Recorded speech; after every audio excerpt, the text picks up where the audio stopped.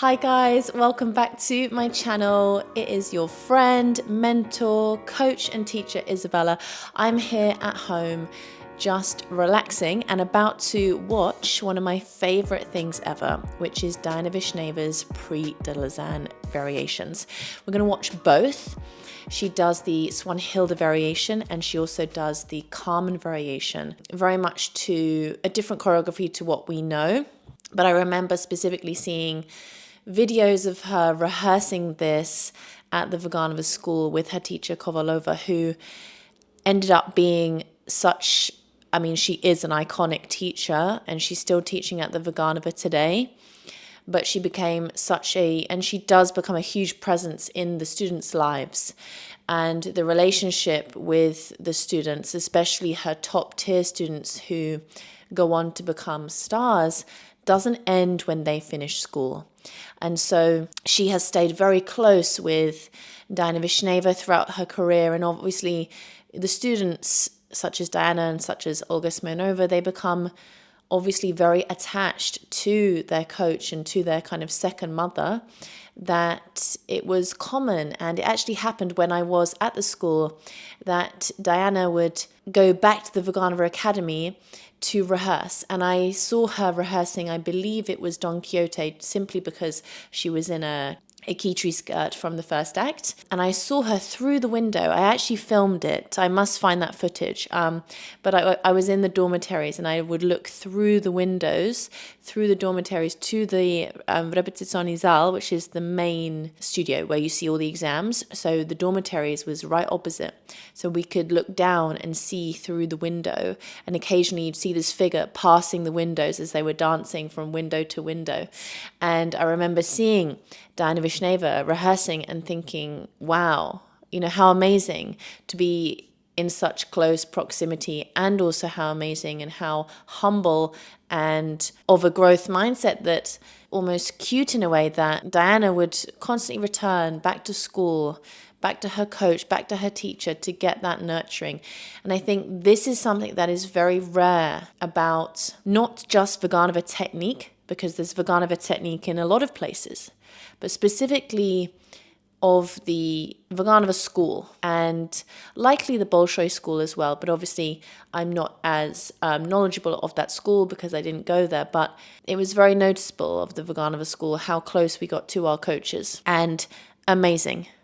So now we're going to watch, as I said, both Swanhilda and Carmen. But what I also wanted to watch after this was actually Diana Vishneva reacting to her Swanhilda variation, which is a Prix de Lausanne video. And hopefully this won't get blocked by Prix de Lausanne.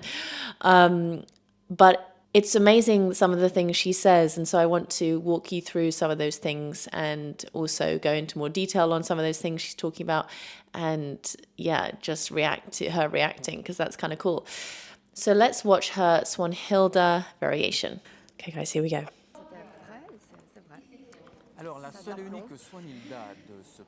She was so slender as well at this time, and what I heard was, and I did not know this until literally recently, that she was actually quite injured during this with her foot. You'll hear that when she reacts. What I just love most is her upper body. Just watch her arms and her intention with her head. Look how she leaves it. And watch how those arms come down to her waist. That is a deceptively difficult skill for some people, is how the hands come down to the waist. And also look at her torso. How she's constantly using her épaulement and using her opposition. So when the legs front, the opposite shoulder would come forwards. When your hands are on your waist, your elbows should be a little bit more forwards to show this style. It's not flat. And look how she lifts her chin.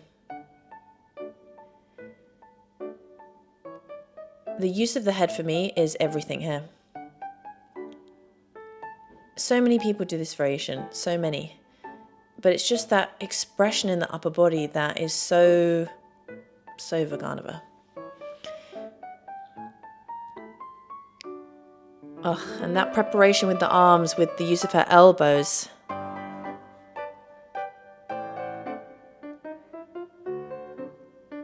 Quick whip of the back as she comes around. Ugh, nice expression. Makes it look very easy, even though literally she was injured on this.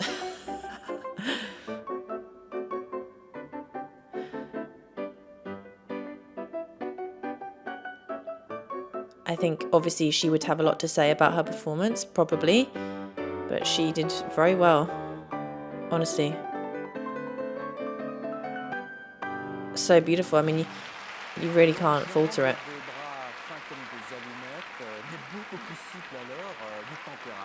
Just so much aplomb and style from such an early age.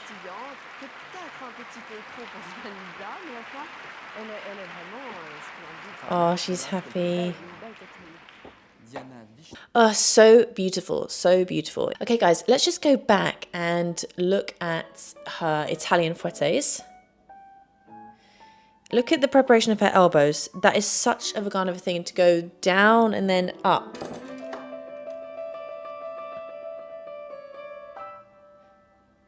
Notice in her Italian fouettes how she whips the back as she does the attitude, and as she's in the écarté, her left shoulder opens to anticipate the direction she's going in. By the time she plies in the passé, her shoulder is already down and her arms are prepared. Ugh, and look at that head in the preparation. So good. What I love about Diana's interpretation of this is, yes, she's very flexible. Yes, her legs really go up. You can see that she doesn't have the most bulbous insteps, the most impressive lines of her legs and feet in terms of the most aesthetically iconic. In terms of archy feet, sway back legs, she doesn't have the same physical attributes as, say, Swanilda Zakharova. But Diana is an extremely intelligent person, dancer, and she uses her body in such a way. She looks so incredibly light, lighter than air in how she dances. Her expression and upper body is infectious. You're watching her and you can't tear your eyes away. And that, for me, some people have asked me recently in my DMs, asking me, what is it and why is it that when I watch a dancer who I find so amazing, and they're not doing anything that technical, like they're not doing loads of tricks or anything, but the way they dance and the aura they have is just so amazing that I can't tear my eyes away, and they feel special to me. Why do they feel special? And it's quite a fascinating question, and also a big question, because this is exactly the reason why these people are special, is that they can move in a way and optimize their artistic expression with their technical skill to make you, the audience, you, the viewer, feel something that is indescribable. And you can't tear your eyes away. They have that special something. Now, not everyone has that special something. Not everyone has that star quality. Otherwise, everybody would be a star. But we all have capabilities of being able to learn how to move in an expressive way. And those that have this sort of aura, you get that kind of aura when you see people on the street. You're walking down the street and they don't necessarily look that special. They're not dressed in any particular way, but they just have this energy about them that makes you and draws your eyes in. Now with ballet, obviously we need technical skill and we need artistic expression, but I would say these particularly special people have honed their technical skill, not necessarily to an insane level, not necessarily to an overly impressive or gymnastic degree, but they've honed it. It's clean, it's crisp, it doesn't require that much thought when they're actually performing at their highest level. Obviously, we never lose concentration, but let's say they've mastered it. But what makes them special is that ability to bring out such an artistic quality that all they have to do is present their arm, present their head, walk on stage, and you are infatuated. You are so drawn in that you can't take your eyes away. And that, for me, is what makes a ballerina. That, for me, is what makes someone special. And we all have those dancers we admire. It might be Vishneva, it might be Smirnova, it might be Maximova from the days. Like, it could be lots of people. And I think you obviously do get those dancers that are so technically amazing and have that special something. But I find nowadays that is quite rare. That is quite rare. It doesn't often happen where I watch a performance or I watch a variation and I think to myself, wow, I was really distracted for 2 minutes. Like, wow, I really lost myself in them and their performance. I'm amazed. You know, I watch performances all the time and think that was impressive, but it's different, you know? Okay, since we've just watched that, let's watch now her actual reaction to that, because that was actually really interesting. And then we will watch her Carmen. Diana, hello. welcome back to Lausanne. Thank you. So please first tell us a little bit of what you remember from the first time you came here. No, I'm really happy I'm back, and it's of course full of memory coming in my head now. I start to remember each corner, each corridor, and not really change a lot of that 22 years ago. Yeah, and I remember that kind of pressure, and I remember how it was stressful, how it was hard. And if somebody asked me to repeat all of that, I'm not sure I want to come back on that period. Her English is actually really good, But isn't it? On the other side, it was really great time for the future to open more. Interesting how she wouldn't want to mind do the experience again. World of contemporary way, and for me, like a student for Vaganova school, it was really important because we don't have lessons of contemporary classes. Yeah, the contemporary at Vaganova, I think it's potentially gotten better, but when I was there, it also wasn't that great. It's not as focused on, and obviously it's super important. And Diana Vishneva has become someone who is very much involved in contemporary now. She does so much contemporary work, and obviously with her working and worked at ABT, there was obviously a lot of influence there, and she's such an international artist. Contemporary is such a big deal. So although this was a very high-pressured environment for her, like she said, I'm sure it was really valuable to get that contemporary experience. It was really not only pressure from the competition, it was pressure also from my school, because it was on my shoulders, and it was all of reputation of Vaganova school, and I really felt this, and for me it was really important to be strong, because it's really needs to be, it's for the school, it's for my teacher. That's also really interesting, and it is. And it was super rare for Diana to even be at the Prix de Lausanne. It's not something that happened that often. And, you know, soon after Diana, I'm not so sure about the years after, but it wasn't something that was happening a lot for a long time. I feel like when Tsiskaritsi took over, or I think it was when Tsiskaritsi took over, maybe a couple of dancers ended up doing Prix. You guys will have to let me know in the comments. I'm not entirely sure on that, but it didn't happen that often, and I'm not entirely sure why. It might have been a stance of, oh, they don't necessarily need to, as in the stars of the Mariinsky school will go to Mariinsky or Bolshoi. You know, I think there is a stance from the Russian students in particular. It's different for the foreign students, but there is a bit of a stance from the Russian students that they would stay in Russia and go to a Russian company. I don't think a lot of them, it was kind of like the exception to the rule if they wanted to go elsewhere. Like one of my close friends now who teaches on our website, our platform, balletwithisabella.com, she teaches live, Valeria Chaikina. She was obsessed with America, like really obsessed, and was so infatuated with the idea of living there and working in a company there. And I admire her journey so much because she was so brave to have that dream and make it happen. And she's been working in America for a long time. But again, she was the exception to the rule. So for Diana to be at the Prix de Lausanne was very rare. And so it's no wonder she felt the pressure of the school, her teacher, not necessarily that they were putting harsh pressure on her, but you feel it because you don't want to let anybody down. They've worked so hard for you and you are representing them. And that is what you are carrying. I mean, it's the same in the Olympics, isn't it? You're carrying the reputation of your country, of your coach, you know? Yeah, I remember that period was really hard for me.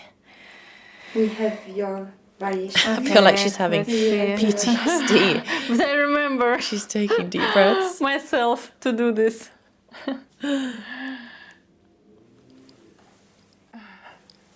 Mais elle travaille bien une jambe, malgré cette presse. Yeah, I remember the camera in front of my face and say, oh my God, it also needs to be a smile to the camera. 17 ans et demi. I try to be on the best mood. It's a lot with the camera in front of your face and the wings, I think. What I'm doing. Let's hear what she has to say.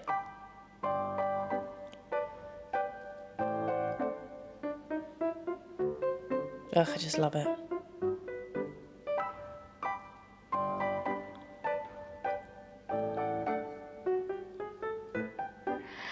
In that period, it was not really good, my condition of one of the foot, because before the competition, I sprained my leg in St. Petersburg, and I was 1 week before I can walk on a point shoes. Wow. But few days before the competition, I decided, no, I'm going, I will do it. I remember how I pray before the variation to just give me a chance to do the 8 releve on the end, because I feel The like Italian my frette. foot it's not really strong enough. How amazing. You would never, ever, ever know that she was dancing on a sprained ankle and couldn't walk a week before. Dancers are heroes, honestly. It happens. 8 releve. 8 releves on a sprained ankle now. And it's not really strong. Like you see this because it's not really going down. That's right interesting. way. Yes. I'm just pausing there. You can see that now that she's mentioned it, often when a foot doesn't feel that strong, notice how, I mean, obviously some people choose to stay on demi-point when they're doing a releve. That's just also like a different technique thing, but we're generally always taught to put our heel down. And what's quite interesting was, she was staying in this small range of her foot, staying on the demi-point every time she came down, because it just didn't feel strong enough to go all the way down and then to push back onto point every single time. And it was just a strain to get back up. So think of it this way: when you come down to a demi-point, but don't put the heel completely down, you just got a shorter range to get back up. You know what I mean? Whereas if you go all the way down and then back up, it does require more strength. And in normal circumstances, that's not a problem. But she was in pain. I'm sure she was like painkillered up. Who knows? But I did it. She did it, yeah. Really Adrenaline. I just love her. I see full of mistakes now. She sees all her mistakes. I just love her posture. She's so flat, so straight. And I understand I have only one chance to do. It's really pressure to yourself.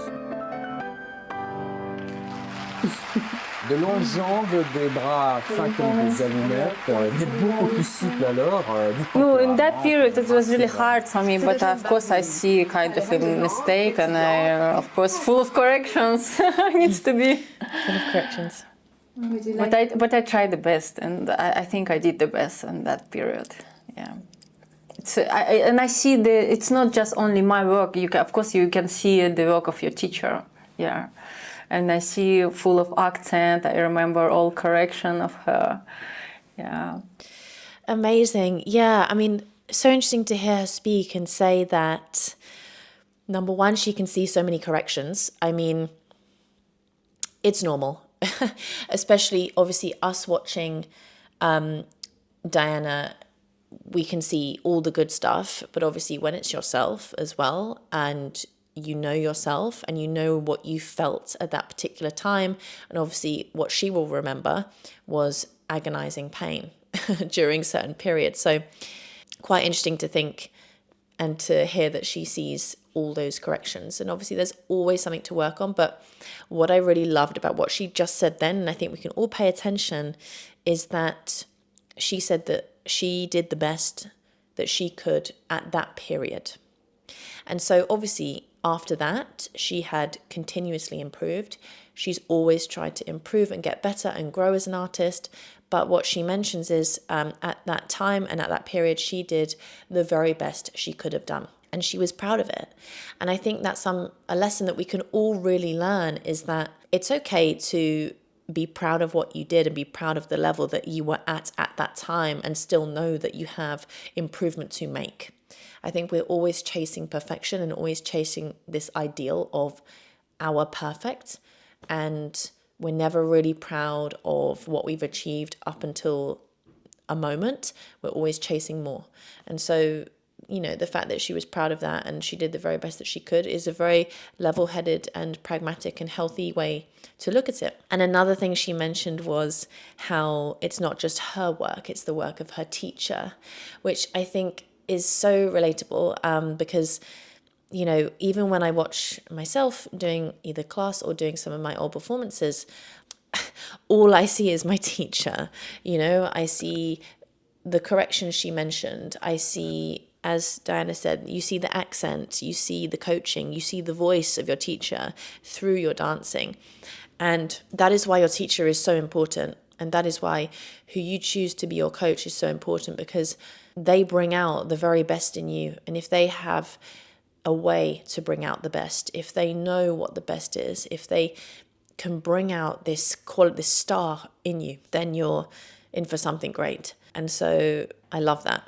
Now let's watch ourselves, her Carmen, and then we'll watch Diana actually react to her own Carmen. Here we go.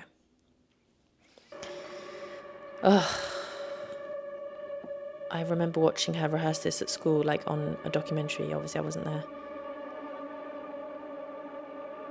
She's so flexible and light with her jump.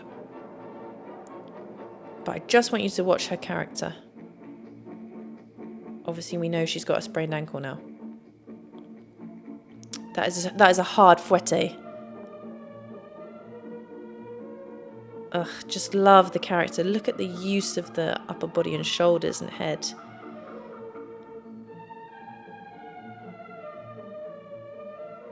She's amazing. You really just don't see a lot of this style in a lot of places. We hold back a lot without even realizing it, honestly. A lot of the reason why we hold back is we don't know how far we can go. And that's why it's important who your teacher is, that can guide you to bring out more of this character, this aplomb.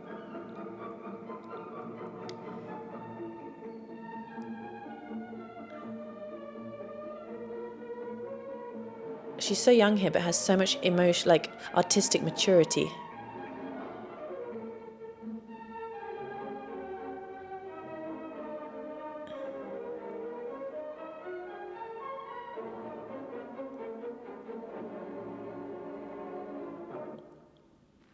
So clean. She's getting bravos. Bravo. It's just so mature. So mature doing that. I think, again, what's so interesting is that's not an impressive variation, in the sense that it's not tons of pirouettes, it's not tons of releves, but you're transfixed by her aura, her energy, and her artistic presence. And I would love for students to really take that on board. You might be amazing at pirouettes. You might have the most amazing adage. You might have the most amazing jump. I've seen dancers with all of those things, and they come on stage and they're pretty... It's like 20% with the artistic side. And so the energy just doesn't translate. The artistic presence just doesn't translate. And you just don't really feel that soul when they're dancing. Whereas what Diana has is soul. And what's so interesting about Kovaleva, and a lot of the Vaganova teachers, the very best ones anyway, but Kovaleva in particular, She is this small lady that has so much energy and so much passion and so much soul and so much knowledge. And one thing she is always instilling in her students in class and beyond is bringing out that soul, bringing out that passion, that star quality, and you just feel it. You're sitting in those exams and you're watching her students do an adage, do a fondue, and it is like a performance. And it is, you can see them doing Swan Lake one day, you can see them doing something meaningful, and they understand how to move in a very artistic, stylistic way. And so that is why something like that suddenly is impressive, and it has that, it makes you ask those questions like we talked about earlier as to why is that so amazing to me when she's not doing tricky things. She is doing tricky things, but not obviously tricky things. And that's why she's using her style and using her soul and her passion, and you feel it. She is not just doing steps, she's feeling every movement, every transition, and each step has meaning to it. Each step has real depth to it and identity to it. She is not just putting steps together and making them look turned out and fully pointed. She is giving them identity and purpose and character. And that's a skill. Okay, now let's watch her doing her Carmen. To watch yourself 22 years ago. No, 23 years ago. Actually, no longer, because this is 10 years old. Et le costume que vous devinez ne trompe pas, c'est une Carmen que va danser. We didn't see this before on the other video. Arrangée par Rodion Shedrin. Vous verrez que c'est une concurrente absolument remarquable. Nous avions pu nous en rendre compte tout à l'heure dans sa Must be funny. No, I remember I feel more relaxed to do this Carmen. I'm really enjoying, yeah, because I don't need to do the Italian foot hair. Yeah. It's really nice when you can actually enjoy your dancing more, when there's not something technically stressful.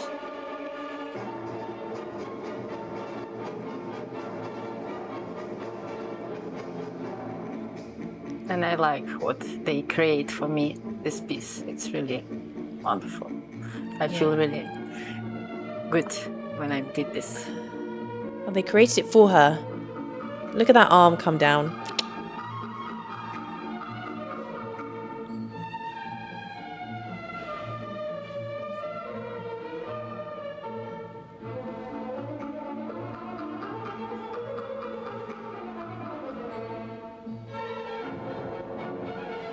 Of course, it's not really contemporary way because that's, I said, in our Vaganova school we don't have lessons. Oh, interesting. This was her contemporary variation. More neoclassical, yeah.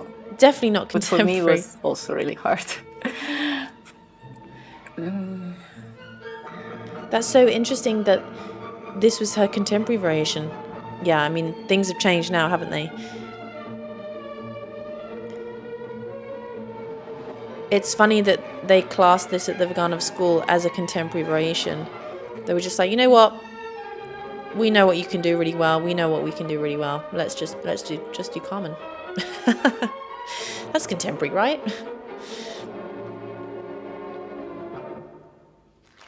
It's just Diana very Vishneva, short numéro 9, because it's kind of limit of time. Yeah, and I remember you just need to be really precise of the 1 minute something.